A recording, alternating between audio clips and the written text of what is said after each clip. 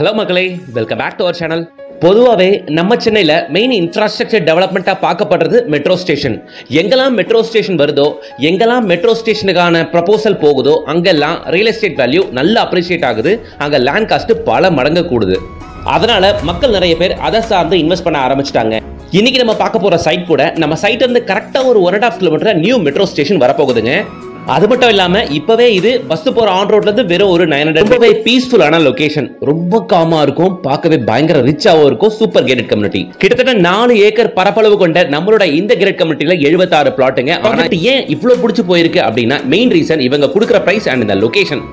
இப்பவுமே 700 ஸ்கொயர் ஃபீட்ல இருந்து up to 2400 square feet வரைக்கும் பிளாட் இருக்குங்க. வந்து பாருங்க. இந்த லொகேஷன் அமைஞ்சிருக்கிறது நம்ம வண்டலூர் கிளாம்பாக்கம் பஸ் டெர்மினஸ் இருக்கு இல்லையா, உங்க எல்லாருக்குமே தெரிஞ்சிருக்கும். மிகப்பெரிய பஸ் டெர்மினஸ் இது.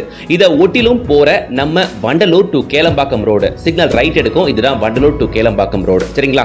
ஆல்மோஸ்ட் 20 கிலோமீட்டர் ஸ்ட்ரெச் இருக்க இந்த ரோட்ல தான் மெயின் ரோட்ல இருந்து கரெக்டா ஒரு 900 மீட்டர்ஸ் நம்ம சைட். கரெக்டா சொல்லணும்னா OMR தையூர்ல. சோ இந்த கார் இருந்தாலும் அடுத்த ஒரு 6 மாசத்துக்குள்ள குறைஞ்சது ஒரு 20 வீடுகளை இந்த கம்யூனிட்டிக்குள்ள நீங்க பார்க்க முடியுங்க. ஏன்னா காம்பவுண்ட் ஒட்டிலும் ஃபுல்லா வீடுங்க இருக்கு.